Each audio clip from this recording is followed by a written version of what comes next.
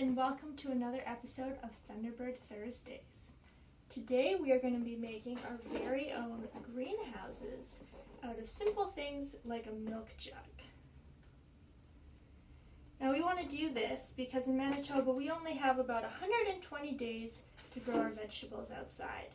And by making a little greenhouse using something as easy as a recycled milk jug, we can use some of those colder days that we're having right now in April to start our vegetables. So when the sun hits this container, it'll go inside and heat up the air inside this container, and it'll keep our seeds nice and warm.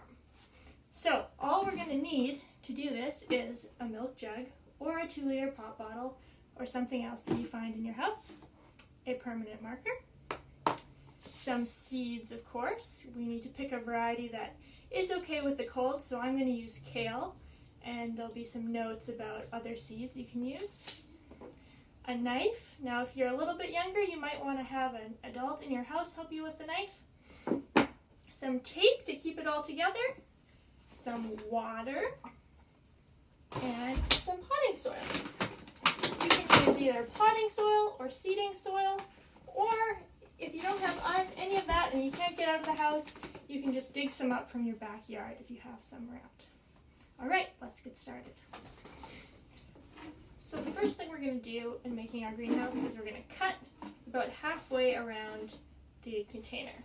So on a milk jug, maybe just right by where the handle is.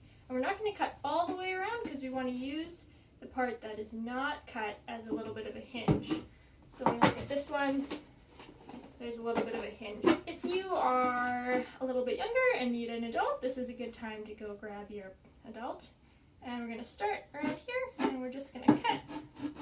Pointing away from ourselves is always a good idea.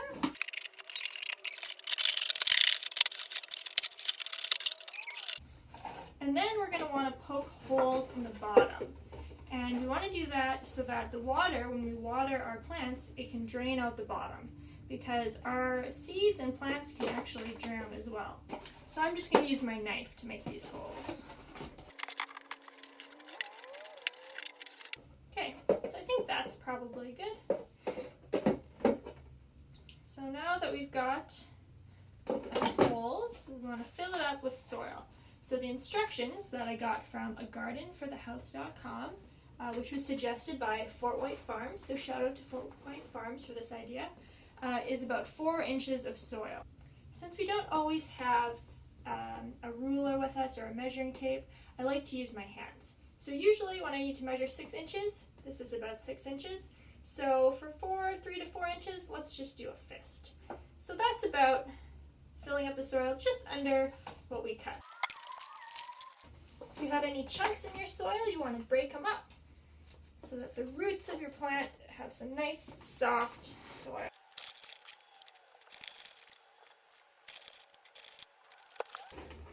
Alright, so now that we've got 3 to 4 inches of soil, about the same size as my fist, we are going to water the soil so that it's nice and wet for our seeds. So you want to make sure you've got a tray underneath it to catch the water. See the water dripping out? That's good. Okay, next we gotta plant our seeds. So kale seeds is what I'm going to plant, and they're really, really small seeds.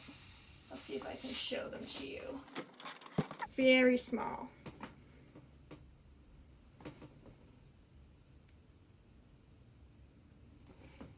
So, when we're planting seeds, we only want to plant them 2 to 3 times as deep as they are tall.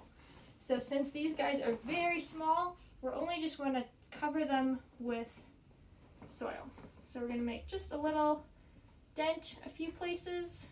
You can experiment with how many seeds you want to plant in an area like this, but I've made 5 little holes. I'm going to put 1 or 2 seeds in each. Just cover them up. And we've already watered them, it's already nice and wet. If you feel like you want to put a little bit more water on, that's fine too. Alright, So the trick with this is that we aren't going to keep this inside at all. We are going to tape it up and write what we planted in there so we know later on. And we also want to put the date on so we know when we planted them and when we should expect to see something growing.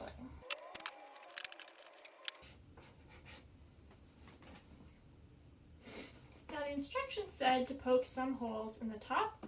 Since it's still pretty cold and actually below zero even during the day right now, I'm just going to leave it just with the top open, and then as it gets a little bit warmer I might poke a few more holes. And those holes will allow the really hot air to escape, and it might actually kill your baby seeds if it gets too hot. So this is all an experiment. I've never done this before, so we'll see how it goes and let us know if you try it at home, and we'll see if we can make any improvements to our design. So now that we're done our little greenhouse, we're going to put it outside just like this and wait for the seeds to sprout. Now typically it takes seeds about 7 days to sprout, but since it's still pretty cold outside it might take a bit longer. So keep checking back every week, every couple days once it starts getting warm, and we'll see if they sprout. And once they sprout and it's warm outside and it's above freezing, you can take this tape off and flip the lid open and let those seeds see the real sun. Alright, thanks for joining us today for Thunderbird Thursdays, and we'll see you again soon.